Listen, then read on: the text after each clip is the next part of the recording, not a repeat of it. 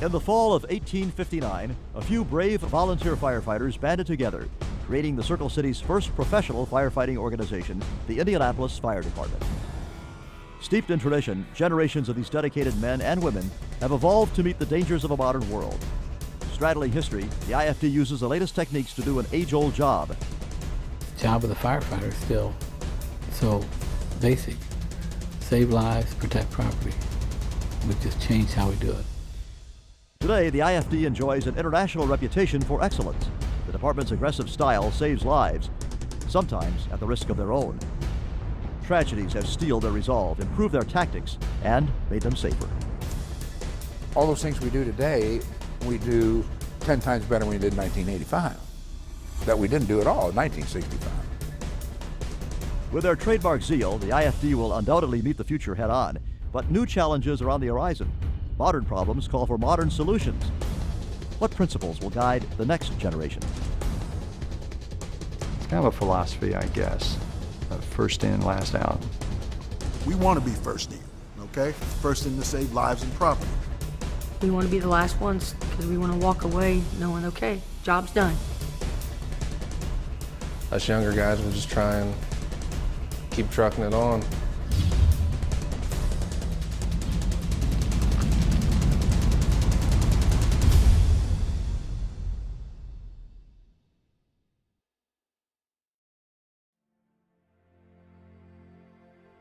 Major funding for this program was provided by Wishard Health Services and the Richard M. Fairbanks Burn Center at Wishard, a central Indiana adult burn center using the latest medical techniques in the treatment of burns. Wishard proudly supports the Indianapolis Fire Department and all who share our commitment to save, protect, and improve lives in our community. And Michaelis Insurance Restoration, providing 24-hour emergency services for fire and smoke damage, water extraction, and board up for residential and commercial services. Know us before you need us. Additional support was provided by the Indianapolis Professional Firefighters Local 416, proudly operating the Indianapolis Firefighters Museum and providing public access to documents, photos, and artifacts from IFD's past. And by these donors.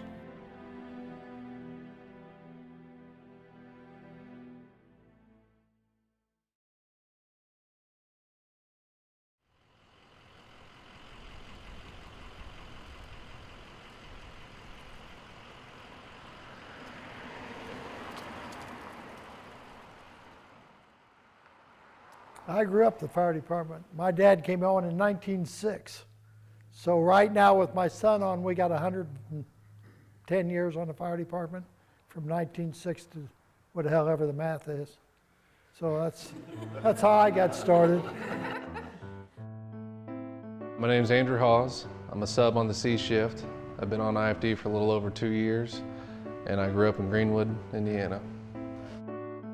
If you can make the cut in the academy, then you're a probie. And if you can make the cut as a probie, you're a sub. You're the workhorse. You do everything that nobody wants to do. You know, 8 o'clock bells ring, you're cleaning toilets, making coffee. There's the things that you need to learn, and as you learn, you got better and better and better. And it took a few years, but Just we're the younger generation. You know, we sit back and we're seen but not heard, but we pick up on a lot. The real heroes are the retirees and the older guys that have been there and done that. We're just trying to follow in their footsteps.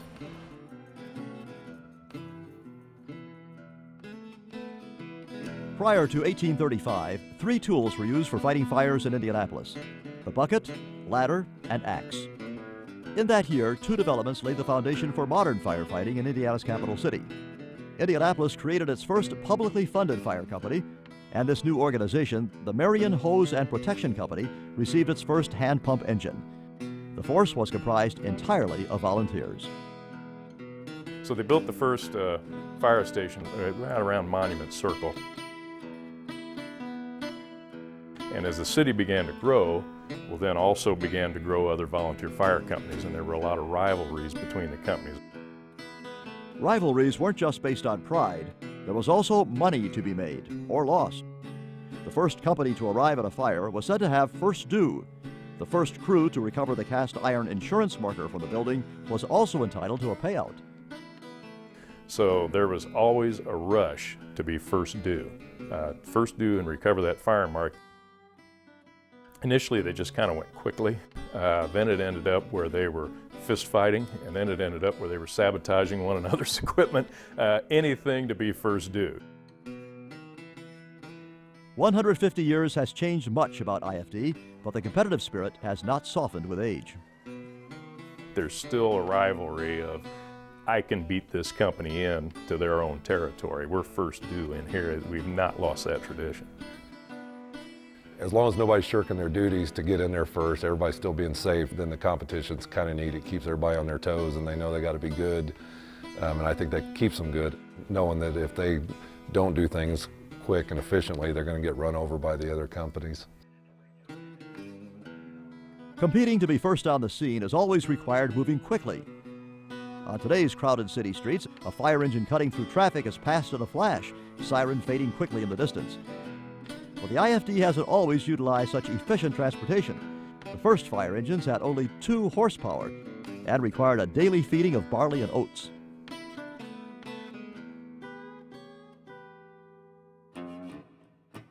The alarm box, of course, are on your street corners. But if somebody pulled that alarm, the alarm office would turn around and would send that box number out. The horses would come out back in front of their apparatus. There was harnesses hanging from the ceiling. They would drop down, and the firefighters would go down the pole. They'd grab your coat. Then you'd hitch up the horses. This would all take place within 3 minutes of time. They'd be out of the door or less. As Indianapolis moved into the mid-1800s, the city's private volunteer fire companies were becoming powerful political forces. No man of age could reach Indianapolis high society without membership. But Indianapolis was changing, and many citizens quickly saw the need to combine the many competing fire companies. There was an unequal distribution of the wealth, and they finally decided we need a paid municipal service, that's organized underneath a central leadership, and we need to do away with all these different companies. The Indianapolis Fire Department was born. Firefighters, however, would have little time to adjust, as many would soon answer another call for service: the Civil War. 4 years of war left lasting wounds on many of the men and the young department they served. The work of the fire department is before the eyes of the public and needs no comment. He leads a life which is as perilous as that of the soldier. To face danger is the business of his vocation, and there is no gilding of glory. What impels that man, sword in hand, at the head of his company? The love of glory is only the survival of the primitive love of bloodshed. When the love of humanity shall supplant the narrow feeling of patriotism, as that has succeeded the narrower sentiment of family allegiance, the employment of the warrior will cease, and the last school of the higher qualities of manhood will be the calling of the fireman.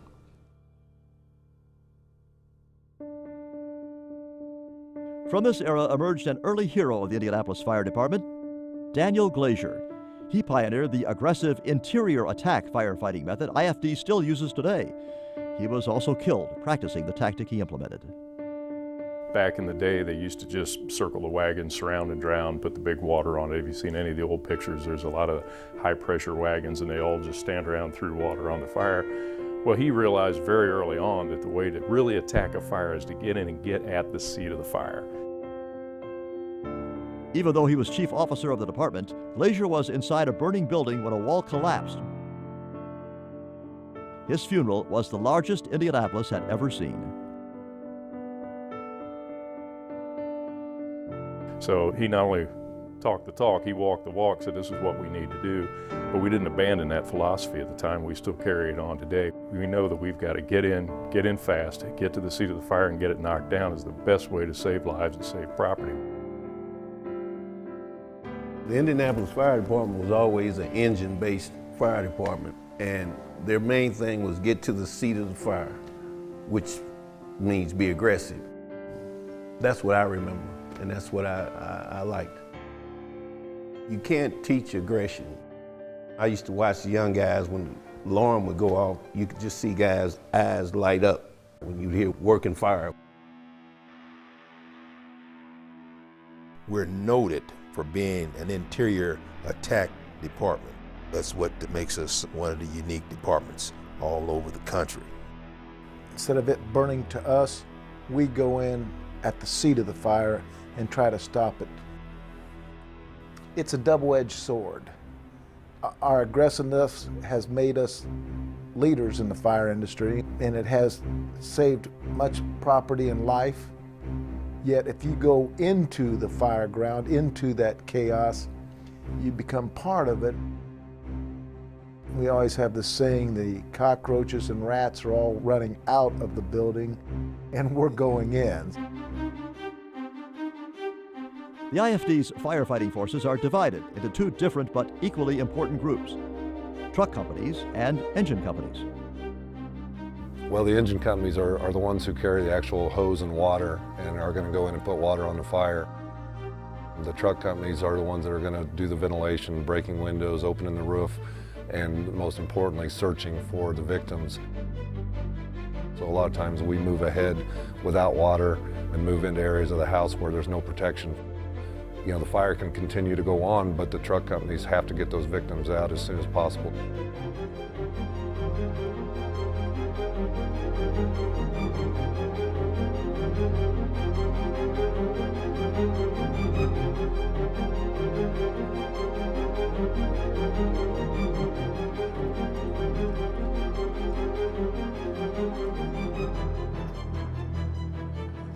The two have to go together. Each company and each firefighter in that company has specific duties to do.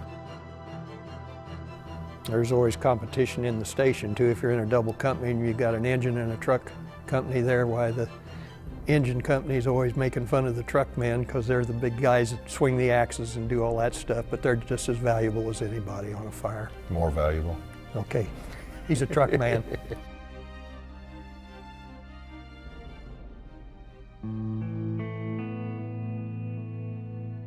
Going beyond what you think is safe, sometimes that's what it takes to get people out. So, you know, we all raised our right hand and took an oath, you know, that we were going to protect the citizens of Indianapolis, you know, up to the extent of possibly losing our own life. And although we hope nobody ever does, that's a pretty serious oath that you took.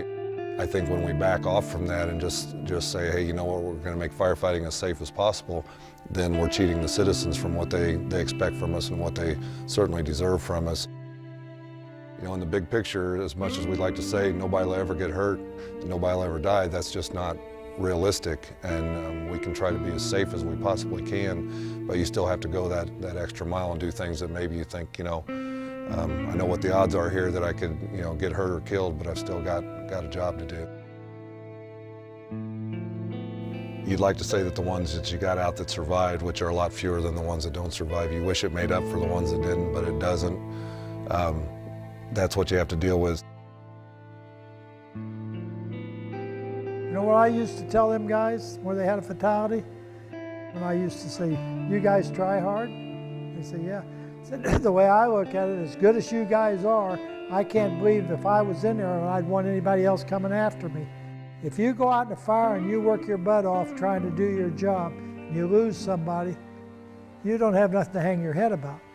You have to prep yourself when you come on the job to know that you're going to lose somebody, even maybe another fireman, and you're just going to have to be able to deal with that.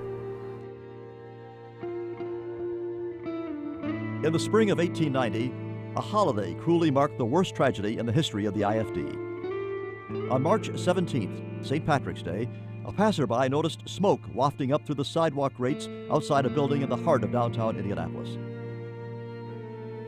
The Bowen Merrill Company, a book publisher, had a basement full of paper, and it was on fire.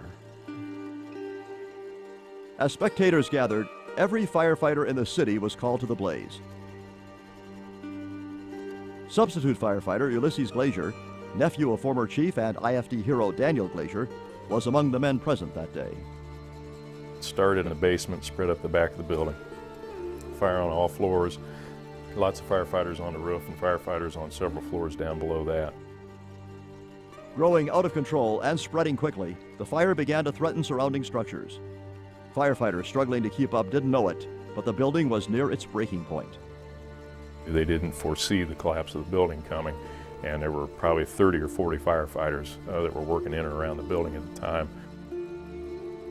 When the chaos subsided, 12 firefighters were dead. One more would die later of his injuries. And they were buried in there for hours. There are stories from the inside where guys were trapped and talking to one another. Some of them got out, some of them didn't.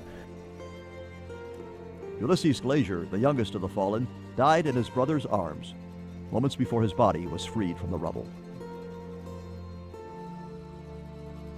Huge change in the fire service. There was absolutely no pension benefits for any of these individuals. Most of them had big families. If there was any doubt, the citizens of Indianapolis now realized the risks firefighters were taking on their behalf. For the first time, they were given benefits and pensions as part of their job. Support from other firefighters also helped ease the burden. Departments from all over the country sent money to support the widows and children of the fallen. The firefighting fraternity was taking shape. In the coming years, the bond between the members of this dangerous profession would only grow stronger.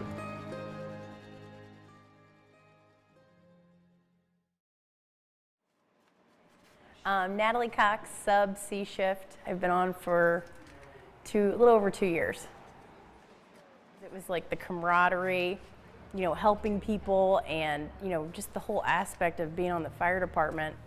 I really enjoyed, and I thought that's something I really wanted to do. And everybody I asked, I was like, every person I asked said, I love my job.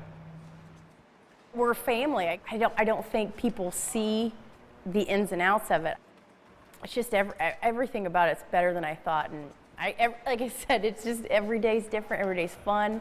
It's a new adventure, and hanging around people that enjoy being here and doing what they do makes your life better, I think, and makes your job better. It truly is a family setting. I mean, it's almost, you have two separate families. You have your family 2 days out of every 3 that you live with at home, and then you have your fire department family. You develop very strong bonds and relationships. 1/3 of your life, they say you spend with these guys that you're working with. I mean, you're with them through everything. Good times, bad times.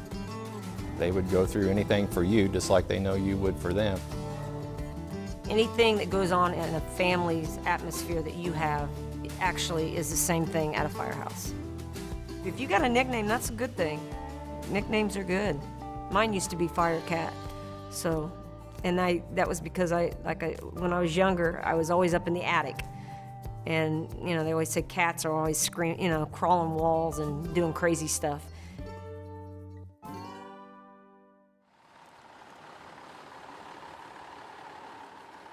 I'm Eric Wiseman, sub on C shift, and I've been with IFD, a little over 3 years now. You got to think that the value of the fire service is in the traditions of the past. For instance, why do guys cook 2 meals at a firehouse? The reason why they cook 2 meals is because they develop relationships with each other and have a great time sitting down a meal and joking around and helping each other out in the kitchen. It builds camaraderie, it's a blast. It makes life a lot more fun, The great thing about IFD is the harder you work for guys, they appreciate it. And then when you get out on a fire scene or some crazy runs, they're going to trust that you're going to work hard for them on a fire run too. So I think that's really important. It builds that reputation, and it sticks with you for the rest of your career. So for the next 30, 40 years. So for me, there's a lot of weight on it for sure. It follows you, and if you get that bad name, it's hard to get rid of a lot of times. It follows around, it's a hell of a compliment to you when you're a young guy and good officers call and want you back at their house. That's probably as good a compliment as you never have, I think, because you're doing your job and you're well liked and you're easy to get along with. It makes a big difference. or you're a hell of a cook. Or you got a wad in your pocket and they play cards and you lose to them all the time. That's the best kind of sub, isn't it? Oh, yeah. As the 19th century drew to a close, Indianapolis firefighters were becoming more than just civil servants. Tragedies like the Bowen Merrill fire showed they were committed to the city, while outstanding members of the department reinforced its reputation as a competent and professional organization. Tom Smith was among the best IFD had to offer. I think he's significant because he was actually one of the first African Americans hired in 1876. Only a decade after the Civil War, Smith and 3 other African Americans joined the department and were all assigned to the same station based on their race. It was the only colored company in the city, so those firefighters became like a family because they stayed together their entire careers. The only time an African American got hired is when one either retired or died in the line of duty. So they became a close-knit family. The members of this groundbreaking fire station became well known for their skill with horses, especially Tom Smith. There's one story about any time they showed up on a fire, his team always seemed to be fresh. They always seemed to be still in a full trot when the other horses were dragging. But guys respected him regardless of his race because of that. Smith retired, but asked to rejoin the department and was reinstated in 1908. En route to a fire only a few weeks later, he was killed. The hose wagon he was driving was struck by a streetcar. As they exited the station, they got to the crossing, and Smith, trying to get his horses across the track so they would not be hit, was struck by the streetcar. Almost 10 years after his death, the IFD made a change that may have disappointed Tom Smith.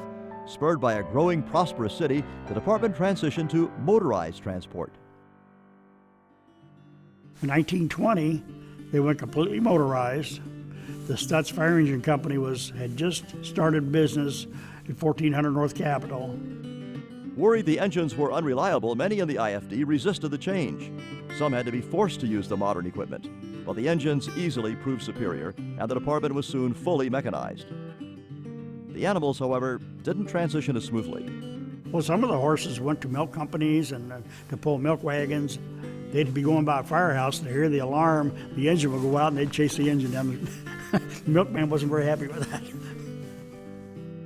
The IFD continued to prosper and grow throughout the 1920s. Few, however, could have predicted the changes in store for the department and the entire country. The stock market crash of 1929, followed by the Great Depression, severely limited the department's budget. Instead of new factory-built engines, firefighters produced their own shop-built trucks on recycled chassis. But financial issues were a far cry from the challenges firefighters would soon face. World War II was on the horizon, and many members of the IFD went from fighting fires to fighting the Axis powers. Whether in Indianapolis or the South Pacific, they would prove their mettle in battle. Was on it on the invasion of Saipan, Tanyang, Guam, Peleliu, Anguilla, Iwo Jima, Okinawa. We took a suicide plane, lost 9 men, had 26 injured. He come back to the United States, took the atomic bomb over, and got sunk. So I seen a little bit in my time. I went aboard the Indianapolis April 27th of 1944. Ship went down in 12 minutes. Got that fuel oil in my eyes, it burnt real bad, got it in my throat. You had to stay in a group, you know, and the next morning the sharks were all around. You know, you had to stay in a group. If you was out there by yourself, the shark had you. We was out there almost 5 days before we were picked up. 5 of us from Indianapolis on the ship, but the other 4 fellows didn't make it. Well, you never want to give up. If you give up, you ain't gonna make it. I don't care what you're trying to do.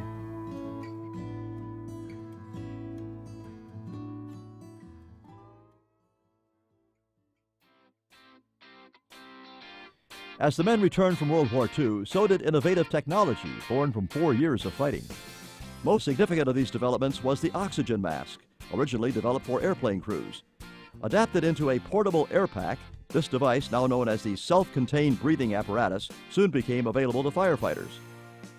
The post-war period marked the beginning of a technological revolution for departments all over the country.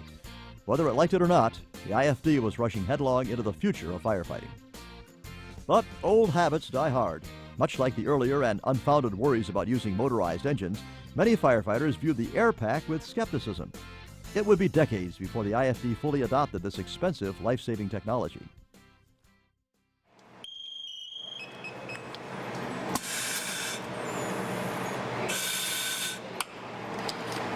If it's still for 30 seconds or longer, then this will go off. So, and then you got to make sure it rotates all the way because it gets louder as it goes. Talking to the guys that have been on for a while, you get to learn the really good stuff because they've been in the hardest. You know, the guys that are older, they've been in the really tough stuff. Well, when we came on, you didn't wear a mask. They always had maybe one or two in a box, but nobody ever used them. If you didn't have to wear a mask, you were But then as the years went by with the newer engines, then they started placing, then it became mandatory that you had to wear a mask. You can't be overconfident in the equipment. If you know that you can get low, the lower you get, there's air down there. If you can control your emotions and control your breathing, you can come out of that. Same way if you have to take that mask off and crawl out on that floor, there's a certain amount, might have a skinned nose when you get done, but there's a certain amount of air on that ground that'll let you out.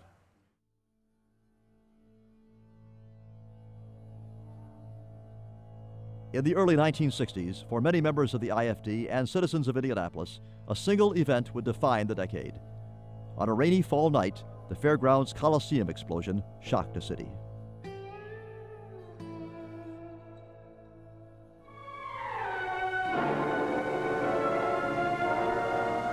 October 31st, 1963, the night when a performance of the Holiday on Ice show turned into a Halloween horror.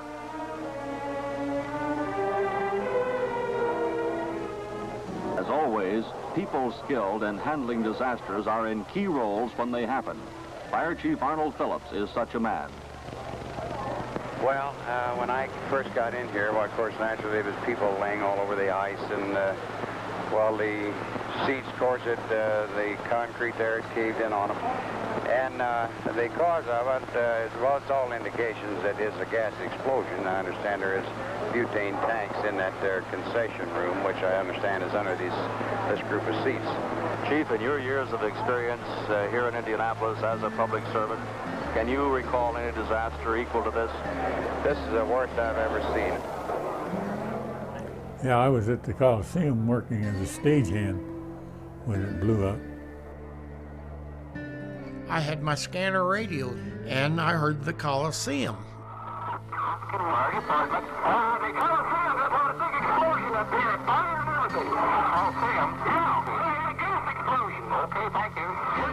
So I called the dispatcher and told him who I was, and he says, go on out there, they need help. A faulty valve led propane tanks stored under a portion of the venue's seating to explode. Of the 4,000 spectators, hundreds were injured. Some were thrown more than 50 feet across the ice. This upheaval of this seated section of very thick concrete is probably an area of 400 or 500 people just lifted into the air and flew. You see a pillar of flame probably 25 or 30 feet high, 5 or 10 feet through. Just a regular blast of flame. And people crawling over chairs, bodies out on the ice, utter havoc. They needed technicians, people to ride the ambulances, and they formed a long line of vehicles, any one that could carry a person. And the Red Cross and Worcester Hospital, they had brought down all their supplies, and if you needed something, just grab it. That ice was nothing but blood. They finally got the fire put out, but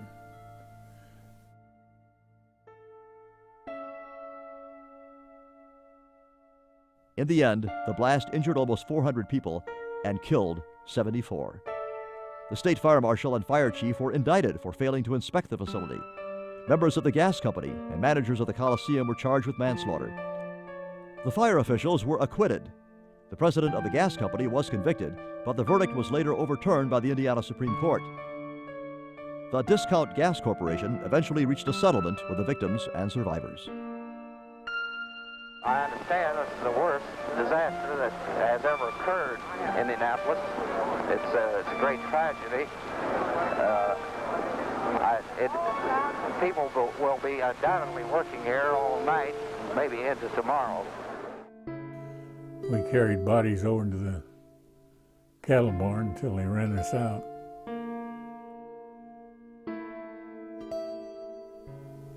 Just another day in your life.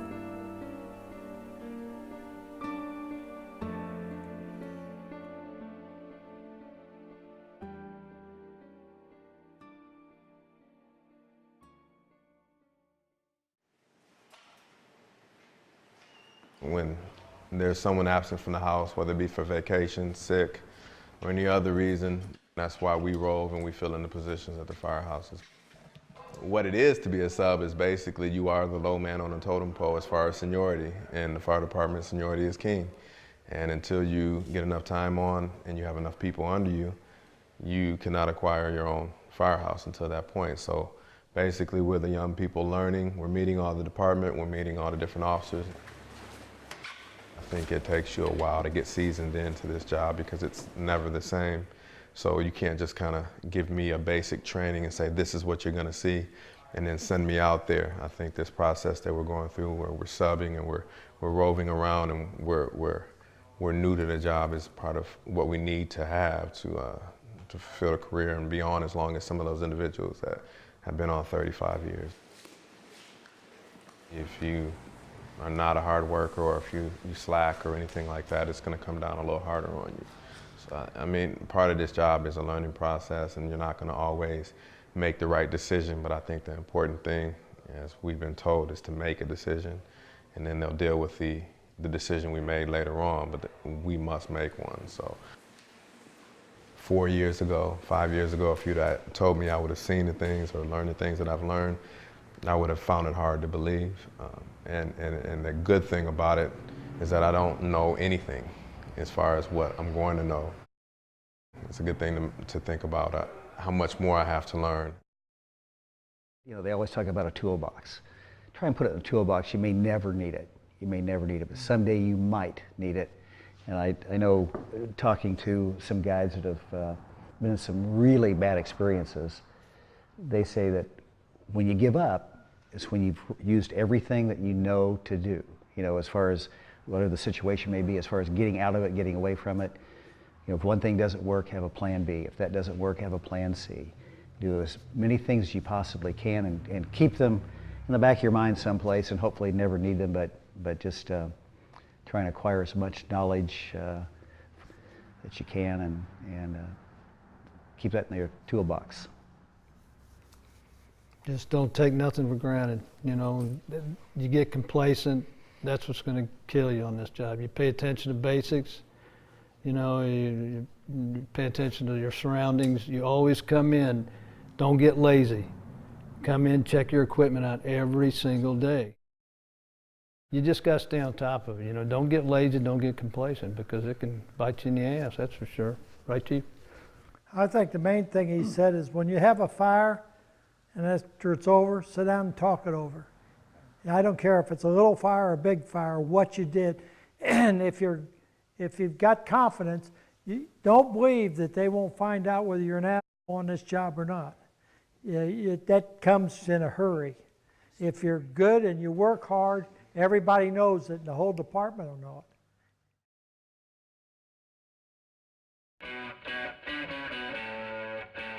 As for much of the country, the 1960s in Indianapolis was a time of social progress and innovation. The same was true for the IFD. In 1962, the department was desegregated, and African-American firefighters could apply at any company of their choosing. By the mid-60s, the department was fighting more fires than ever before.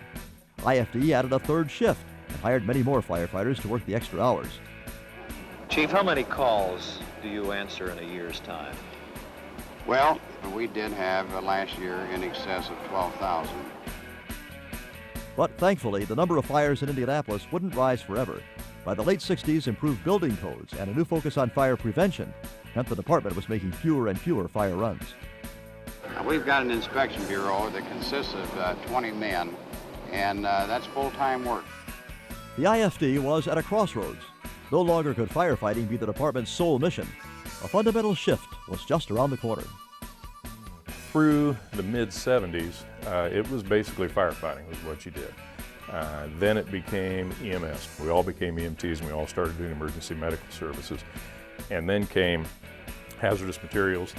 The reason we ended up in hazmat, the reason we ended up in EMS is really twofold. A, nobody else was doing it, so the fire department said, we'll do it. But B, we needed to increase our talent, our skill level to survive. We had too many firefighters. Specialties such as extrication, arson investigation, swift water, rope, and confined space rescue soon would join EMS and hazmat duties in filling the void left by the diminished fire load. From maybe 65 to 85, there was this transition of services. By the mid-80s, the IFD was embracing change. Firefighters were required to wear air masks, and with new building materials and synthetic toxins, they were more necessary than ever. IFD's training academy was expanded to encompass a diverse and ever-changing skill set, and new physical fitness programs were implemented citywide. During this time, the first female firefighter joined the department, and the first African-American was appointed fire chief. On the verge of 1990, the IFD barely resembled the department of decades past. Indianapolis firefighters had better equipment and training than ever. But soon, it would be clear, even a top-notch fire department had room for improvement.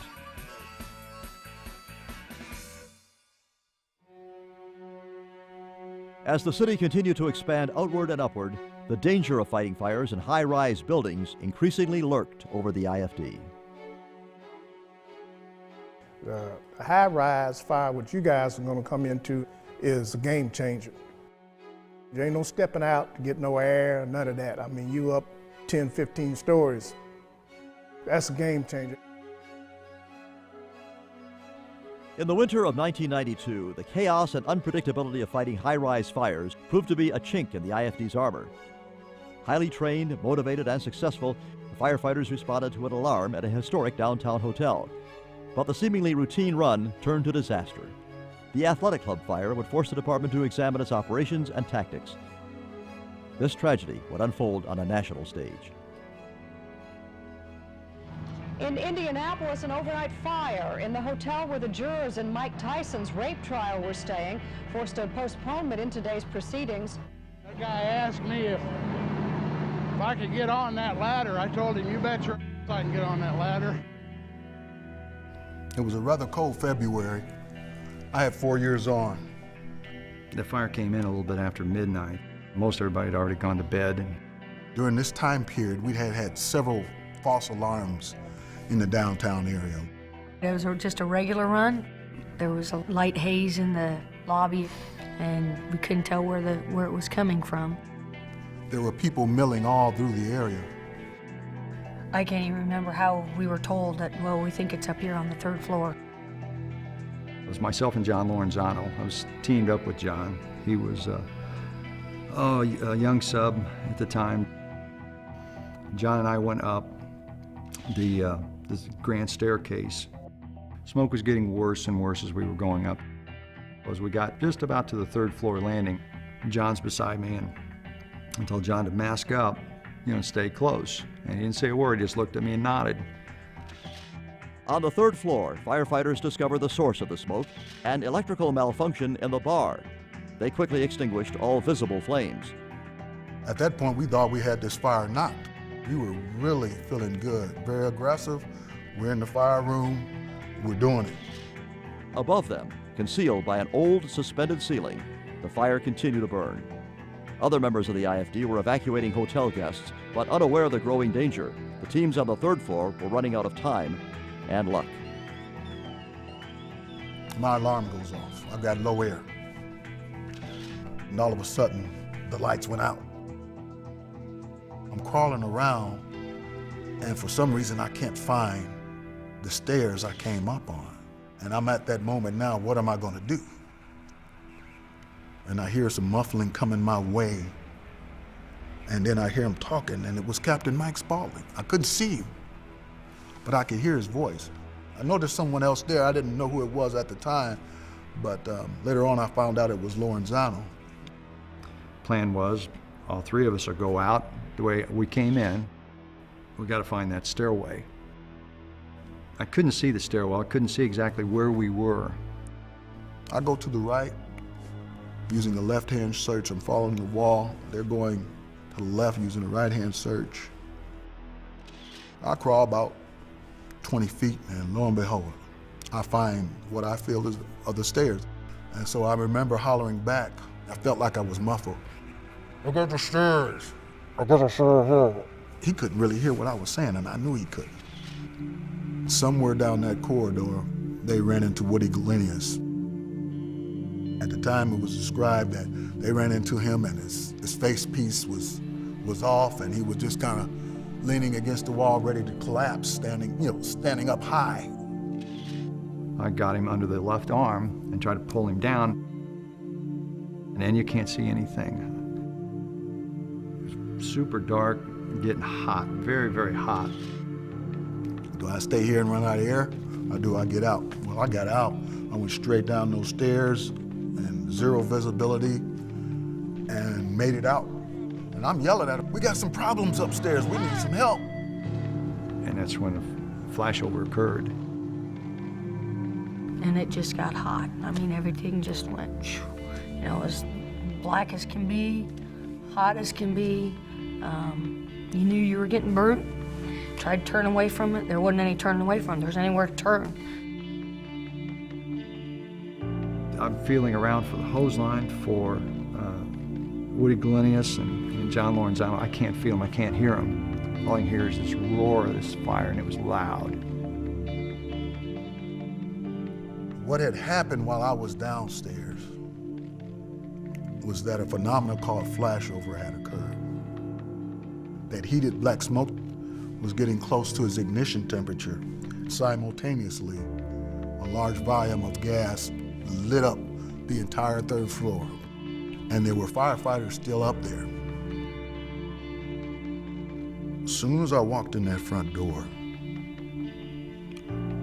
I could hear screaming.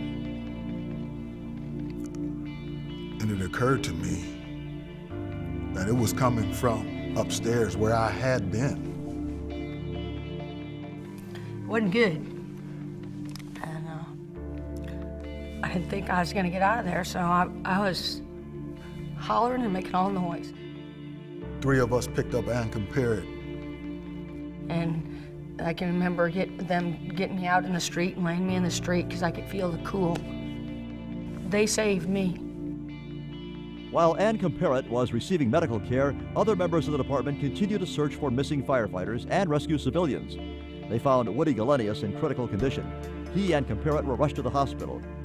But the firefighters still on the third floor were no longer battling the blaze. They were fighting for their lives. That flashover occurred over their heads, breaking down a lot of the ceiling materials along with flame and heat. I did my best to start crawling out of there. And as I did, the straps on my SCBA melted off my back. Kind of made peace because I knew that I was going. But tenacious firefighters like Tom Arthur, you know, they came in and they started to search. I was fighting fire. So I went in this window where there was the most fire. It pushed me right to the floor then. I mean, it was hot. So the whole crew, you know, we just went down. Tommy had gotten him out from underneath the debris. And Mike told him that he was in bad shape, that he thought he was dying. And Tommy told him, no, you're not gonna die in here. But anyway, they drugged me out of there, and I thought I was burned up. I really did. I couldn't see anything. Mike was really hurting, kind of talking delirious, talking about, he was apologizing to Woody that he was sorry he couldn't get to him.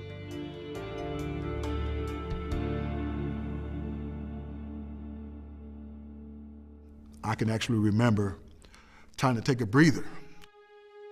And then we discovered that John Lorenzano was missing. John Lorenzano was my classmate. I went back up there, man. I thought I found him. Who came down with you? I went back. We never found him. As the chaos and confusion cleared, the devastating toll of the fire sank in. 2 firefighters were dead. John Lorenzano died in the building, Woody Galenius at the hospital. A sweep of the hotel revealed a civilian also perished in the fire. Many firefighters suffered serious injuries and would spend months recuperating. Dozens of people were rescued. The historic building was saved, but the price to the department was immense. Losing John and Woody, the fact that I was the last one really with both of them, and we got separated, I hate that. I wish I could have done something differently. I'm not sure what. It was just chaos up there that night. It just seemed like if it could go wrong, it would. And it did. It's a tragedy, and it's something that I'll always live with. I guess it's the downside of what we do.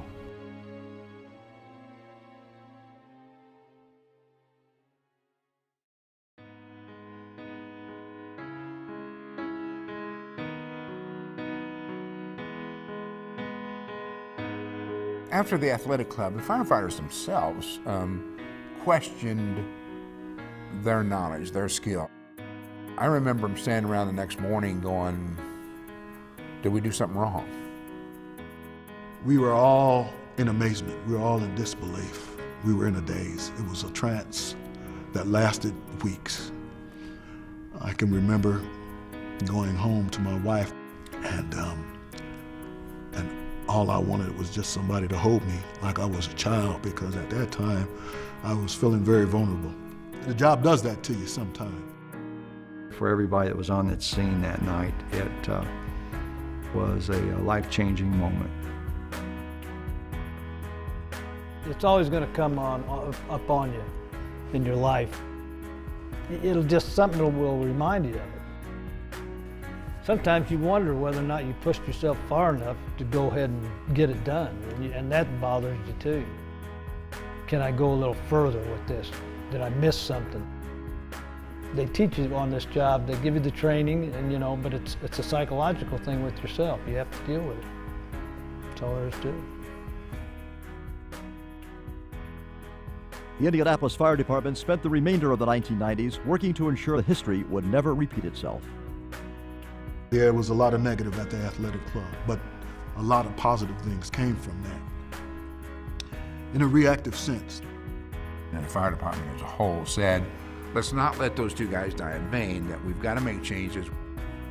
So we changed some of our high-rise operations. We changed tools and equipment, because there were several things we think contributed to the deaths other than flashover. We changed all of that. And we changed our mindset, not to be less aggressive, but to be more aware. And we did it through education. Today, the IFD's commitment to safety and training is well established. The department's high-rise guidebook, developed after the athletic club tragedy, was adopted by the National Fire Academy, and Indianapolis now hosts the world's largest firefighting training conference. Through real-world experience and thousands of hours of practice, the IFD is recognized as a leader in preparing its firefighters for any situation. But that's what those 2 guys did. They changed the Indianapolis Fire Department. Now, they paid the price for that.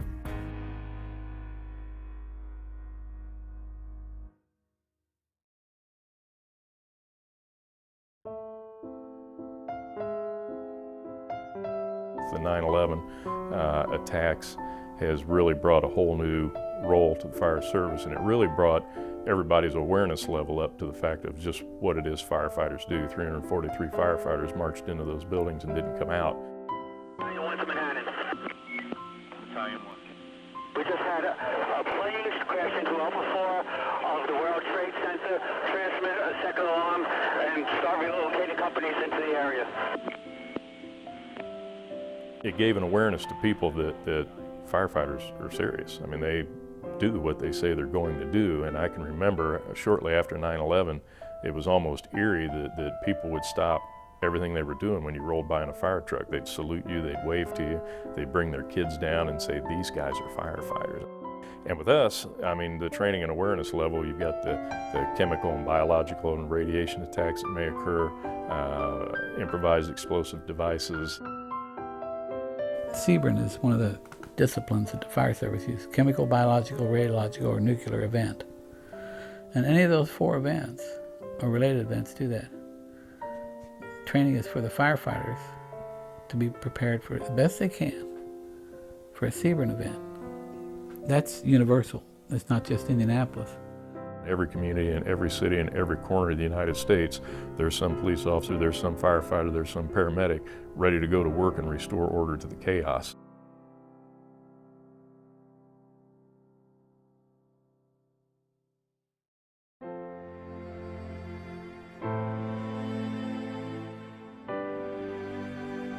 So where do we go from here?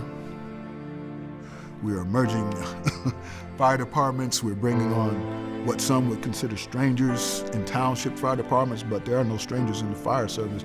We embrace each other as brothers and sisters under the badge, and we represent as one. They consolidated and became a department in 1859. We're doing the exact same thing. We are progressing, we are educating, we are preparing ourselves for the future. The fire service is only getting better. We've come a long way from rubber coats and metal helmets. Nowadays, we're carrying in thermal imaging cameras. Our turnout gear will protect us in temperatures in excess of 200 degrees. Everything we do, everything we wear is based on protection.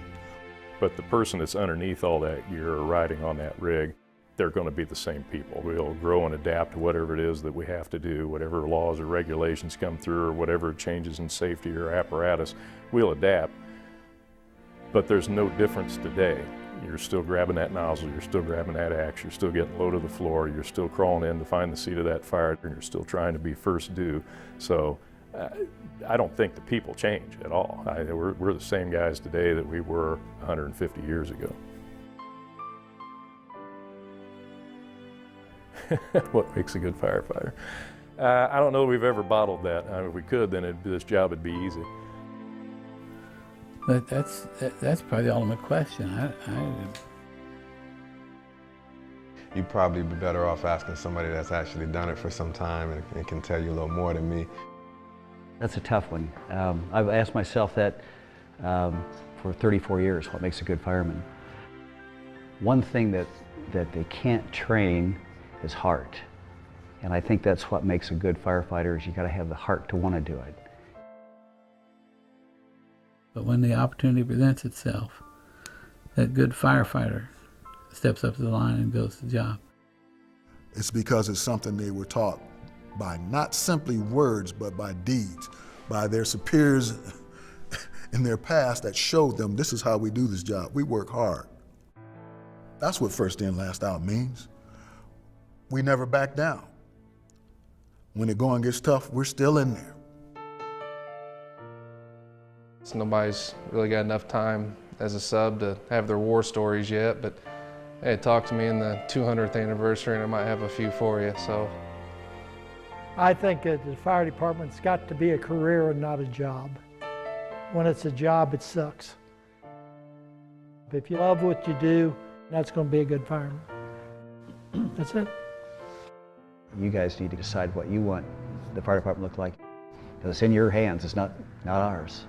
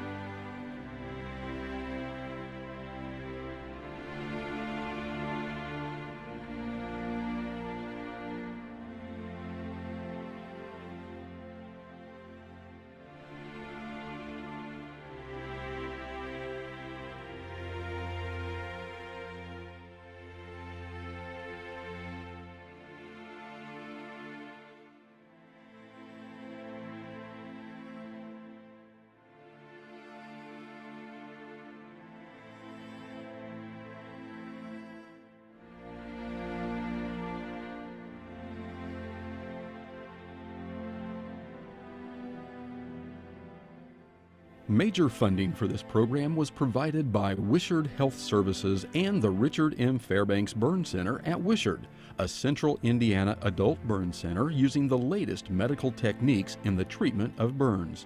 Wishard proudly supports the Indianapolis Fire Department and all who share our commitment to save, protect, and improve lives in our community. And Michaelis Insurance Restoration, providing 24-hour emergency services for fire and smoke damage, water extraction, and board up for residential and commercial services. Know us before you need us.